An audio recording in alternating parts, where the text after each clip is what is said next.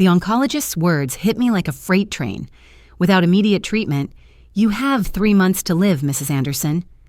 I walked straight to my son's office that same afternoon, medical papers clutched in my shaking hands.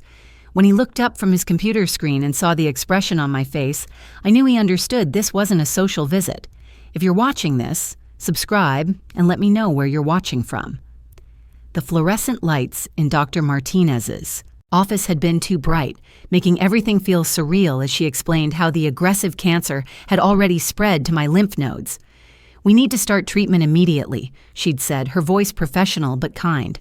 "The specialized therapy costs $85,000, but it's your best shot at beating this thing." I'd sat there in that sterile room thinking about how I'd raised my son David alone after his father abandoned us when he was 12, working double shifts as a hospital administrator to put him through law school. Now at 62, I needed him more than I'd ever needed anyone. David's law office occupied the top floor of a gleaming downtown building, all glass and chrome and expensive furniture that screamed success. His secretary announced me with barely concealed surprise since I never visited unannounced. When I entered his corner office, he was reviewing documents, his dark hair perfectly styled, wearing a suit that probably cost more than my monthly mortgage payment. "Mom, what's wrong?" He could read the panic in my face immediately.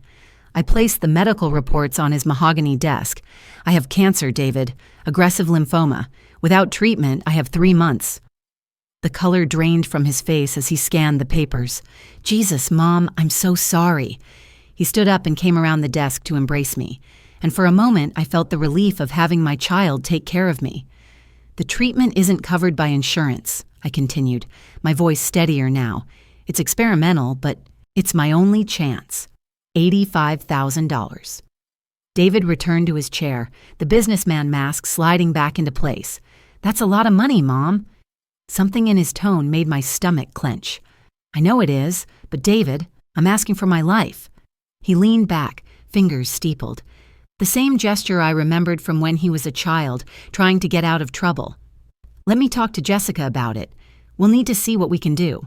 Jessica, his wife of 3 years, who'd never liked me much. The woman who'd convinced him to move across town so they wouldn't have to deal with family obligations too often. That should have been my first warning, but hope makes you overlook red flags, doesn't it? I hugged him goodbye, thinking, surely my only child wouldn't let me die for lack of money. After all, I'd sacrificed everything for him. Surely that counted for something. I was about to learn exactly how much it counted. 3 days later, David called instead of visiting, which should have told me everything I needed to know. His voice sounded different, rehearsed like he was reading from a script Jessica had written. "Mom, we've been talking about your situation." "Our situation," I corrected gently. "David, this is about your mother's life." The silence stretched uncomfortably before he cleared his throat. "Right, of course. It's just that $85,000 is our entire emergency fund. Jessica's worried about what would happen if we had our own medical emergency." I stared out my kitchen window at the garden I'd been tending for 15 years, wondering if I'd live to see another spring. "David, I'm not asking you to go into debt. I know you have the money. He just made partner at his firm, and Jessica worked as a pharmaceutical sales rep. They weren't hurting financially. It's not that simple, Mom. We have responsibilities, obligations, the house payment, Jessica's student loans. We're trying to start a family." Each excuse felt like a small knife to my chest. "I raised you alone after your father left us with nothing," I said quietly. "I worked 2 jobs to put you through law school. I never once asked you to pay me back." "That was your choice," he said, and I heard Jessica's influence in those cold words. "You chose to have a child. You chose to support me. I didn't ask for any of that." The phone nearly slipped from my hand. This stranger's voice couldn't be coming from my son. The boy I'd rocked through nightmares, cheered at every baseball game, celebrated with, at his law school graduation. "David, I'm asking for my life. $85,000 to live." My voice cracked despite my efforts to stay strong. "I'll find another way," he said quickly, as if that solved everything. "There are programs, charity care, payment plans. You don't need to burden us with this burden. That's what I'd become to my own child." After hanging up, I sat in my empty house and realized something fundamental had shifted. The son I'd raised, the man I'd been so proud of, didn't exist anymore. Or maybe he'd never existed at all, and I'd been loving an illusion. I spent the next 2 days researching every possible financial option, calling charity organizations, looking into medical loans with crushing interest rates. Every door led to dead ends or waiting lists months long. Time I didn't have. Then Jessica posted the invitation on Facebook and everything became crystal clear.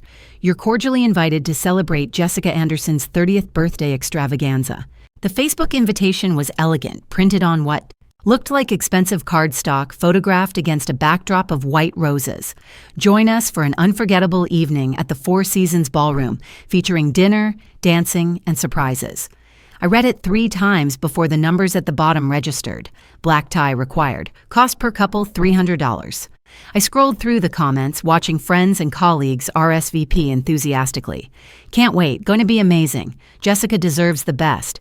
My hands trembled as I did the math in my head. If they were charging guests $300 per couple, and I could see 47 confirmed attendees so far, that meant I grabbed a calculator to be sure. Over $14,000 just from ticket sales for a birthday party. But that was just the beginning.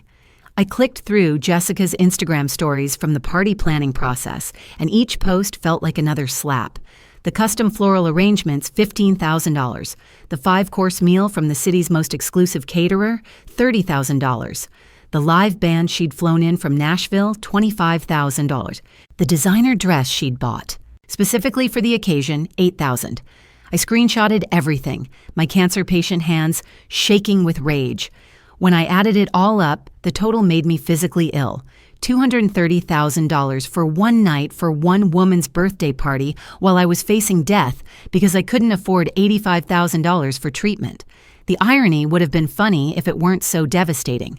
David, who couldn't find $85,000 to save his mother's life, had somehow found $230,000 to throw his wife a party that would last 6 hours. I called him that.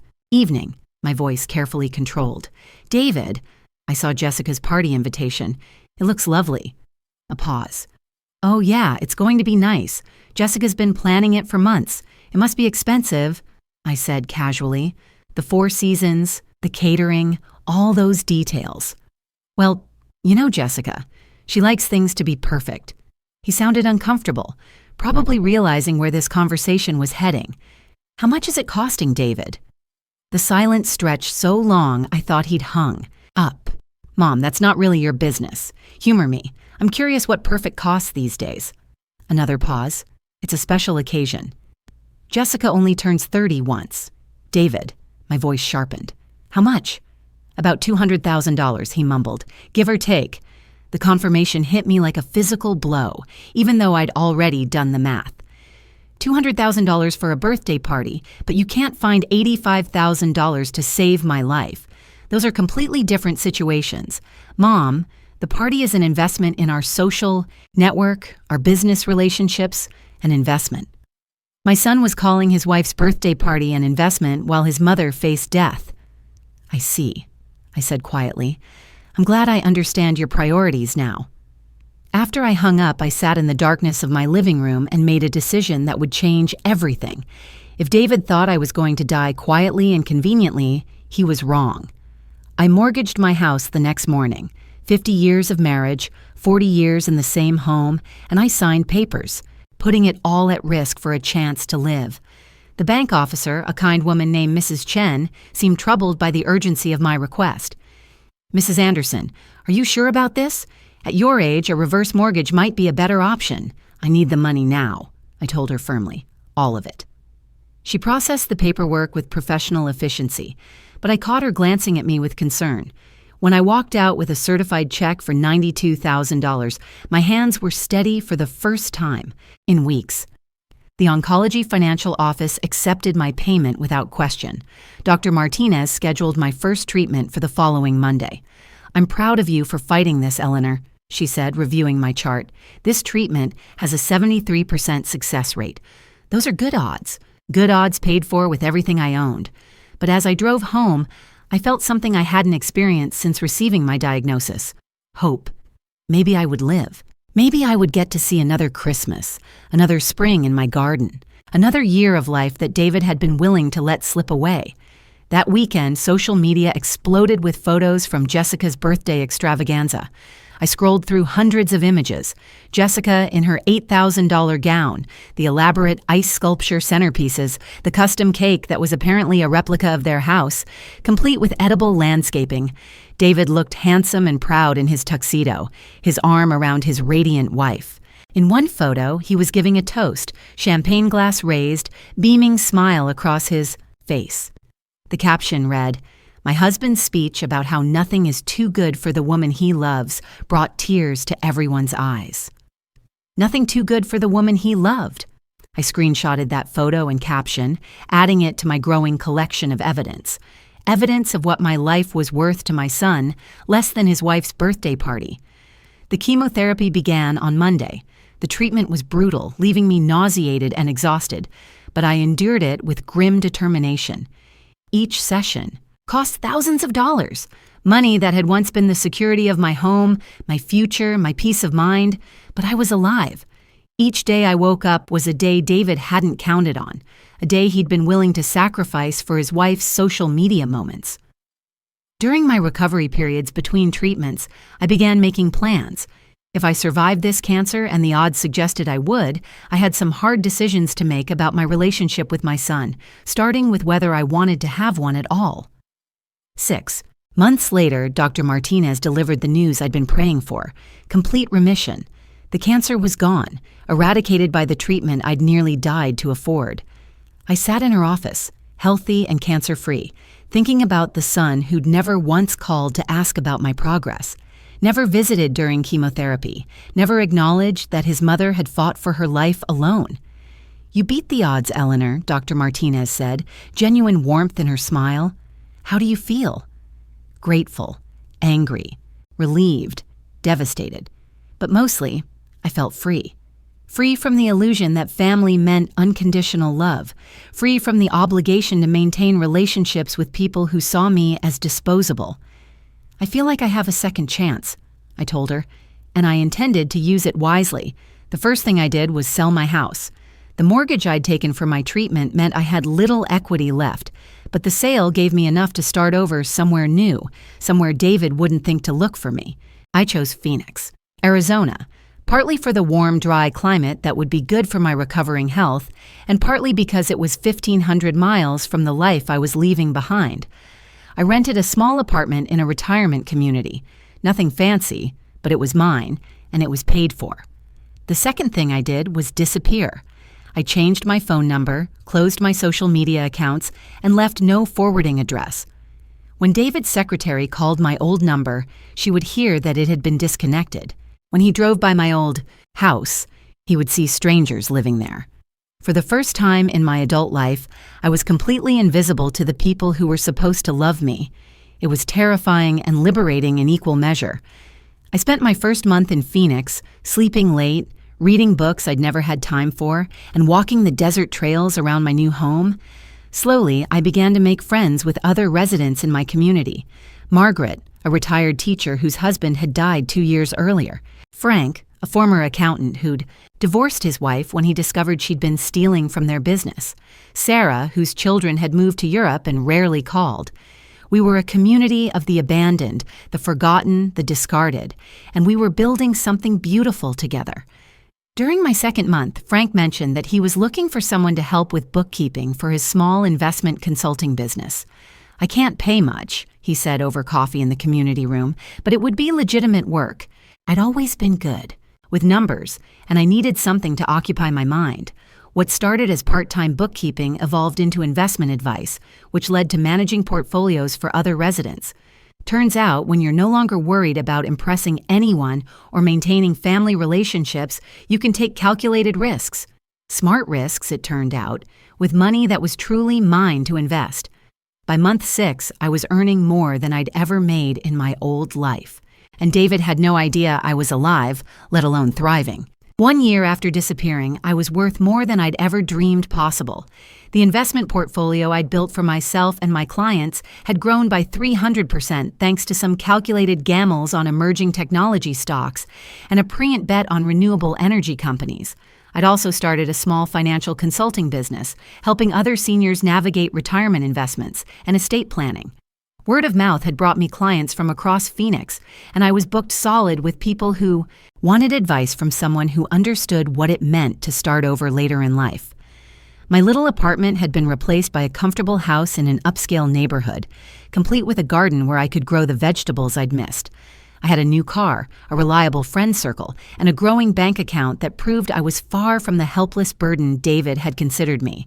But the most satisfying change was internal. The woman who'd begged her son for her life was gone, replaced by someone harder, smarter, and completely self-reliant. I'd learned to trust my own judgment, to value my own worth, and to never again give anyone the power to determine whether I lived or died. My cancer remained in remission, my health was excellent, and my future was entirely my own. I'd built a life David couldn't touch, couldn't control, and didn't even know existed. Every morning I woke up grateful for the second chance I'd given myself, the chance he'd been unwilling to provide. Late at night, sometimes I wondered if he ever thought about me. Did he assume I died quietly as he'd apparently hoped? Did he feel guilty about refusing to help me? Did he even remember that he had a mother? But those thoughts came less frequently now. I was too busy living the life I'd saved to spend much time thinking about the son who'd been willing to let me die. Some bridges, once burned, can never be rebuilt, and some relationships, once you see them clearly, aren't worth saving. I was about to discover that David had learned that lesson too, but from the other side. 6 years after I'd vanished from David's life, he found me through the one thing I couldn't hide: success. My financial consulting firm had been featured in Phoenix Business Weekly, complete with a photo of me standing in front of my downtown office. The article called me the investment whisperer and detailed how I'd turned struggling retirees into confident investors. If you're watching this, subscribe and let me know where you're watching from. I was reviewing quarterly reports when my secretary, Angela, buzzed my office. "Mrs. Anderson, there's a man here who claims to be your son. He doesn't have an appointment, but he's quite insistent." My coffee cup froze halfway to my lips. After 6 years of silence, David had tracked me down. "Does he look desperate?" I asked, surprising myself with how calm my voice sounded. Angela paused. "Yes, ma'am. He looks like he's been through hell." "Perfect. Send him in." I straightened my shoulders and prepared to meet the stranger who used to be my son. David walked into my office, and I barely recognized him. The confident lawyer in expensive suits had been replaced by a hollow-eyed man in wrinkled clothes that hung loose on his frame. His hair was longer, unkempt, and there were new lines around his eyes that spoke of sleepless nights and crushing stress. "Hello, David." I didn't stand up, didn't offer him a seat. I simply waited. He stood in the doorway, staring at me as if I were a ghost. "Mom. Jesus. I thought we all thought you were dead." "Dead?" I raised an eyebrow. "How dramatic. I'm very much alive, as you can see." He moved closer to my desk, his eyes taking in the expensive furniture, the framed awards on the walls, the view of downtown Phoenix through floor-to-ceiling windows. This is incredible. You look amazing, healthy, successful, cancer-free for 5 and 1 or 2 years, I said matter-of-factly. The treatment worked beautifully. Of course, you wouldn't know that since you never called to check. His face crumpled, and for a moment he looked like the 12-year-old boy who used to crawl into my bed during thunderstorms. "Mom, I'm so sorry. I was wrong. I was selfish. You were exactly who you are," I interrupted. "Nothing more, nothing less. The question is, what do you want now?" David collapsed into the chair across from my desk without invitation. "I need your help," he whispered. And there it was. The real reason for his visit. Not remorse, not love, not a desire to reconcile. He needed something from me again. "Help with what, David?" My voice could have frozen water. "Everything's gone, Mom. The house, the car, the practice, everything." Jessica cleaned me out and disappeared with her personal trainer. He laughed bitterly. Turns out she'd been planning it for 2 years, moved all our money offshore, convinced me to put everything in her name for tax purposes. I was so stupidly in love. I signed whatever she put in front of me. I listened to David's tale of financial ruin with the same expression I'd wear while reviewing a particularly boring quarterly report. Jessica had systematically destroyed him. Using the same calculating precision she'd once applied to planning her extravagant birthday parties, she convinced me to mortgage the house again to invest in her friend's tech startup. David continued, his voice hollow with shame. Said we double our money in 6 months. The company never existed. It was all fake documentation, fake websites, fake investor presentations. How much did you lose? I asked, though I suspected I already knew the answer. Everything. $2 million, our entire net worth, plus what we borrowed against future earnings. He looked up at me with red-rimmed eyes. Mom, I'm facing bankruptcy, criminal charges. The state bar is reviewing my license, $2 million. I did quick mental math, remembering the newspaper coverage of Jessica's birthday party 6 years ago. If they'd had that kind of money to throw around then, David's law practice had been far more successful than I'd realized. The personal trainer she left with, I said conversationally. How long had that been going on? David's hands clenched into fists. At least 3 years, maybe longer. Brad Morrison, the guy who helped plan her birthday party. They were probably laughing at me the whole time, planning this while I was writing checks for ice sculptures and custom floral arrangements. The irony was so perfect. It was almost artistic. Jessica had used David's money, the money he'd claimed he couldn't spare to save his mother's life, to fund her affair and plan her escape. Where is she now? I asked. Costa Rica, we think. No extradition treaty. She transferred everything to shell companies down there. David leaned forward desperately. Mom, I know I don't deserve to ask, but I'm drowning. The lawyers want $50,000 just to start building a defense. I don't have $50 to my name. $50,000, less than the cost of my cancer treatment, which he'd refused to pay.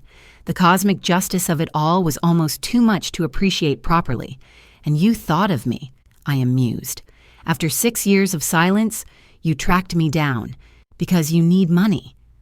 I made a mistake, he said, tears starting to flow. The biggest mistake of my life. I should have helped you, should have found the money somehow. I was scared, confused, listening to Jessica instead of my own heart.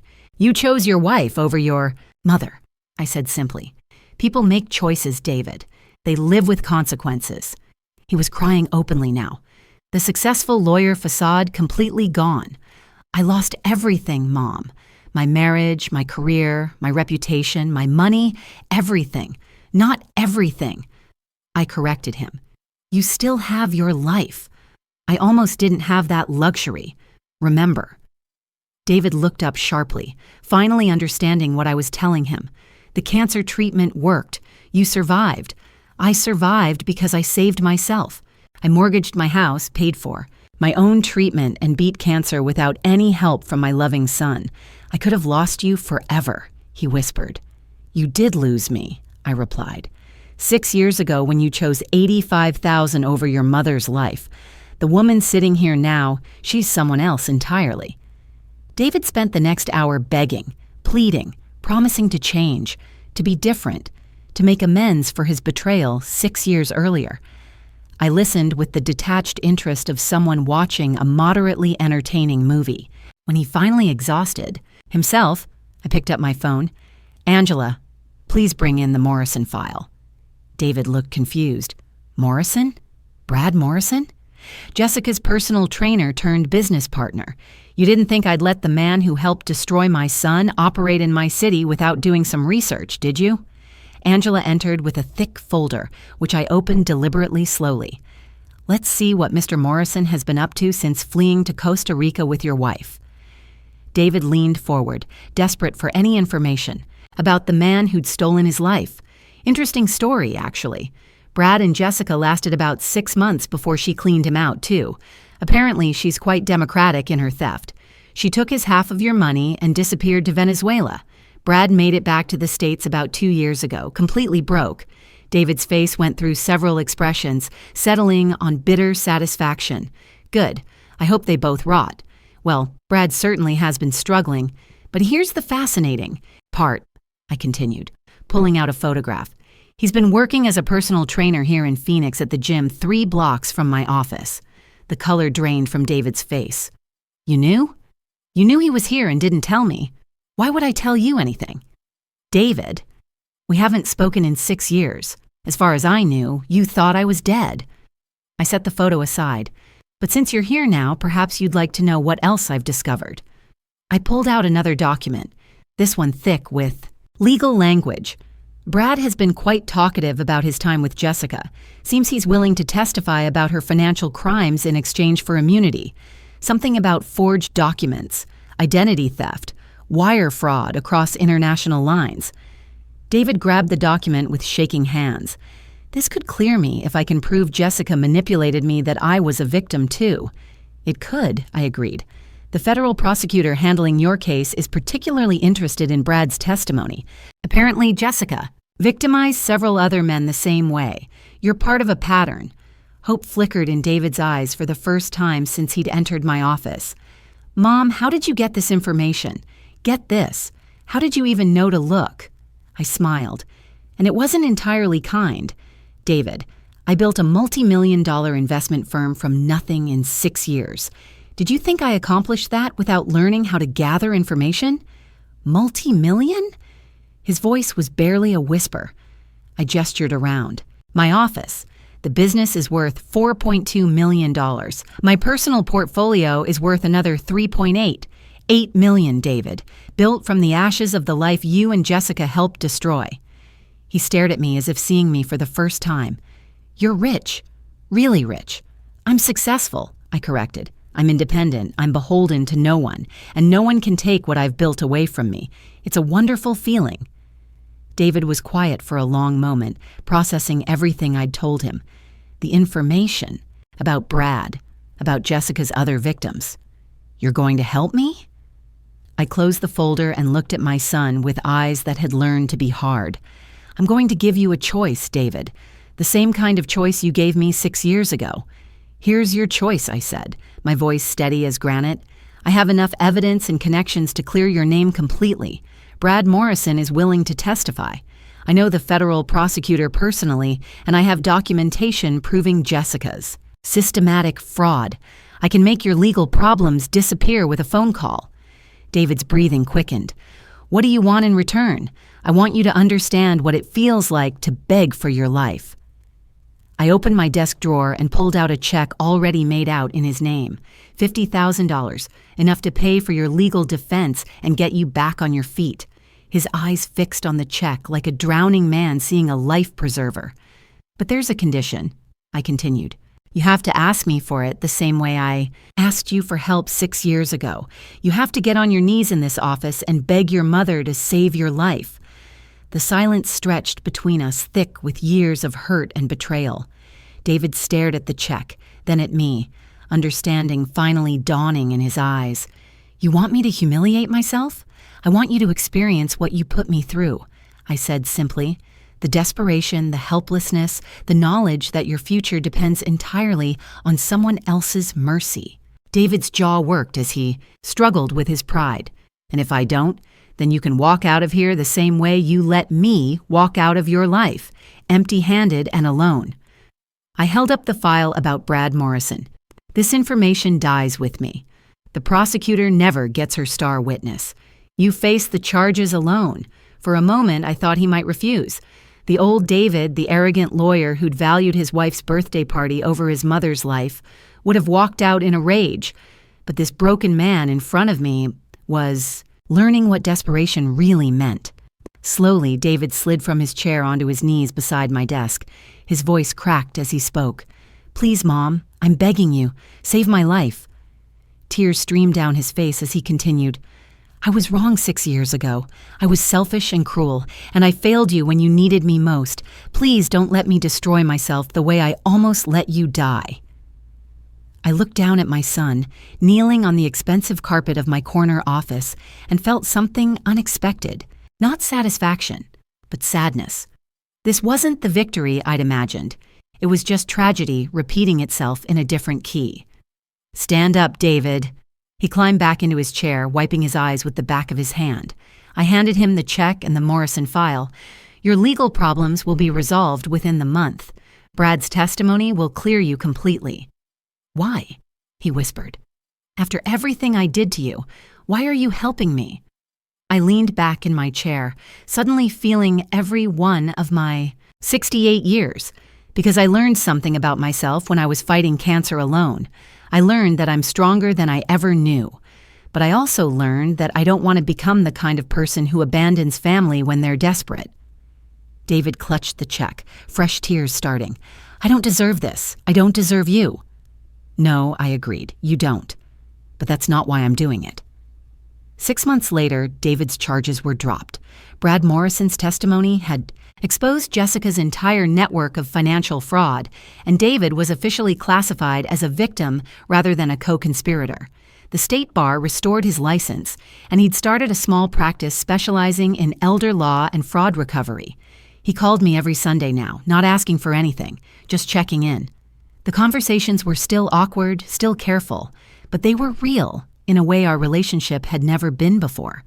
We were both different people now, shaped by loss and betrayal and the hard-won knowledge that love isn't unconditional. I have something for you, David said during one of our calls. I've been working on it for months. The next week, he flew to Phoenix with a cashier's check for $85,000.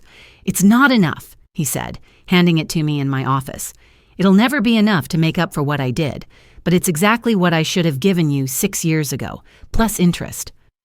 I looked at the check, then set it aside. David, I don't need your money anymore. I know, but I need to give it to you. Not because you need it, but because I need to prove to myself that I'm not the man who let his mother face cancer alone. We talked for hours that day, really talked for the first time since he was a child. He told me about the depression that had consumed him after Jessica left, the therapy he'd started, the slow process of rebuilding his sense of self-worth. I told him about my business, my friends in Phoenix, the life I'd built from nothing. I'm proud of you, he said as he prepared to leave. I know I don't have the right to be, but I'm proud of the woman you've become. I'm proud of the man you're becoming, I replied. Not the man you were, but the man you're choosing to be now. As I watched his taxi disappear into Phoenix traffic, I reflected on the strange journey that had brought us to this point. 6 years ago, I'd faced death alone because my son chose money over my life. Now he'd lost everything and discovered what really mattered. Not wealth or status or social connections, but the people who stand by you when everything falls apart. I'd saved myself, built a fortune, and proven I didn't need anyone's rescue.